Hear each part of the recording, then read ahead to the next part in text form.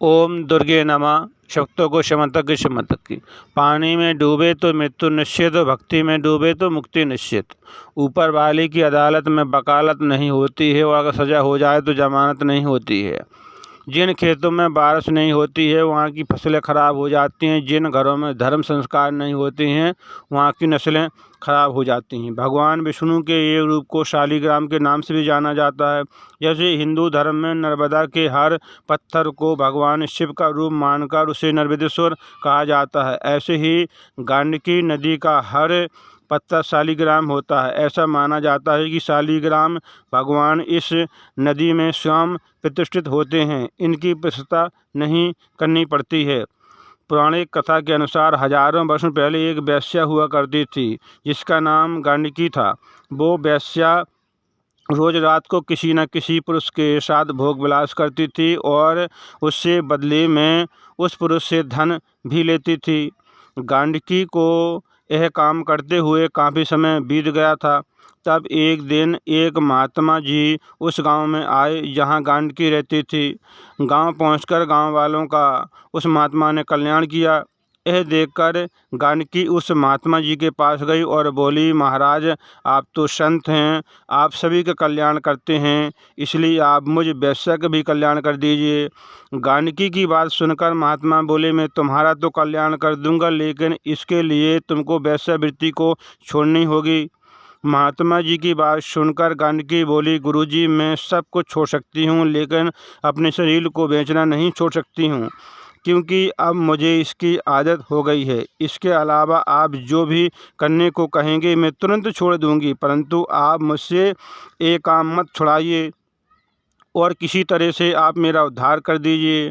तब गुरुजी ने कहा, फिर एक काम करना, आज के बाद जो भी पुरुष तेरे पास आए तो उसे अपना पति मानकर, भगवान मानकर उसकी सेवा करना, तो तेरा उद्धार हो जाएगा। वैश्या बोली, ठीक है गुरुजी, आज के बाद मैं ऐसा ही करूँगी। उस दिन के बाद से सूर्यास्त के बाद जो भी पुरुष वैश्या के घर आता था, वैश्या उसे अपना पति मानकर सेवा सत्कार करती थी, आदर करती थी, खिलाती पिलाती थी और चरण दबाती थी। इतना ही नहीं, सूर्यास्त के बाद जो भी पुरुष आता था उसके पास, वैश्या के पास, उसे वह अपना परमेश्वर भी मानती थी। इस तरह से उसने महात्मा द्वारा कही गई बातों पर विश्वास करके उनका पालन करने लगी। उधर बैकुंठ लोक में भगवान विष्णु सब देख रहे थे। जब काफ़ी दिन बीत गए, काफ़ी दिन हो गए, तब भगवान विष्णु ने सोचा कि गंडकी की परीक्षा ली जाए। फिर एक दिन की बात है कि जब सूर्य अस्त हुआ तो भगवान ही एक पुरुष के वेश में उस वेश्या के घर पर आ गए। जब भगवान आए तो उस वेश्या ने बाकी दिनों की तरह ही उस पुरुष के चरण धोए, भोजन कराया, जल पिलाया और चरण दबाए। ये सब देखकर भगवान बहुत प्रसन्न हुए। फिर अतिक्रिया के बाद भगवान विष्णु भी उसके वेश्या के साथ सो गए। फिर अचानक सुबह 4 बजे गंडकी को जगाते हुए बोले, हे गंडकी, मेरे सिर में बहुत तेज दर्द हो रहा है। पुरुष रूपी भगवान की ऐसी दशा को देखकर वो वेश्या बोली, अभी रुकिए, मैं वैद्यराज को बुलाकर लाती हूँ। भगवान बोले, नहीं, तुम कहीं मत जाओ, मैं तुम्हारे बिना नहीं रह सकता हूँ। फिर भगवान को इतना तेज दर्द हुआ कि भगवान विष्णु देखते ही देखते भगवान विष्णु के प्राण निकल गए। वैसे आपको बता दें कि भगवान ने मरने का नाटक किया था। अब जब भगवान मर गए तो उस वेश्या को लगा कि ये तो मेरे पति थे, अब मेरा पति मर गया तो मुझे भी पति के साथ ही होना पड़ेगा। फिर सुबह जब गांव वालों को पता चला कि गंडकी के घर में कोई पुरुष मर गया तो गांव वाले वेश्या के घर पर पहुंच गए और फिर उन लोगों ने बांस की अर्थी तैयार की। फिर उसके बाद उस पुरुष को अर्थी पर लिटाया गया और फिर उस अर्थी को गांव वाले शमशान घाट की ओर का लेकर जाने लगे। अब यह वेश्या भी उन सभी के साथ 16 श्रृंगार करके पीछे पीछे चलने लगी। यह देखकर गांव वाले बोले, हे गंडकी, तुम 16 श्रृंगार करके कहाँ जा रही हो?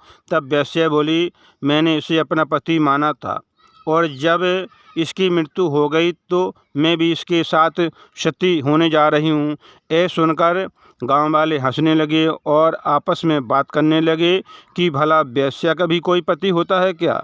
लेकिन गानकी को गांव वालों के हंसने का कोई असर नहीं हुआ और जब गांव वाले उस शव को लेकर शमशान घाट पहुँचे तो गानकी उस चिता पर बैठ गई और जब शव को चिता पर लिटाया गया तो उसने वेश्या ने वो भी बैठ गई और वेश्या ने अपने पति का सिर अपने गोद में रख लिया।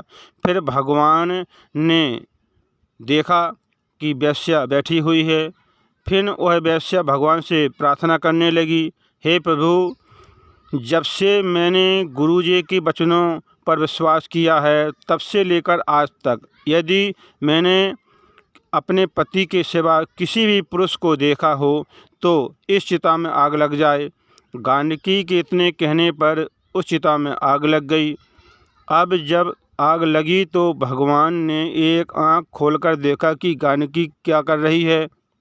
भगवान ने देखा कि गानकी दोनों हाथ जोड़कर आंख बंद करके मेरे नाम का जप कर रही है। फिर भगवान ने अपनी माया से अग्नि को और तेज कर दिया।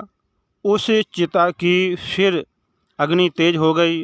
भगवान देखने लगे कि गानकी अग्नि की तेज तपन से कहीं गानकी भाग तो नहीं गई है। लेकिन भगवान ने देखा कि तेज अग्नि का गानकी पर कोई असर नहीं हो रहा है। उसका शरीर जलता जा रहा है लेकिन वह उप तक नहीं कर रही है।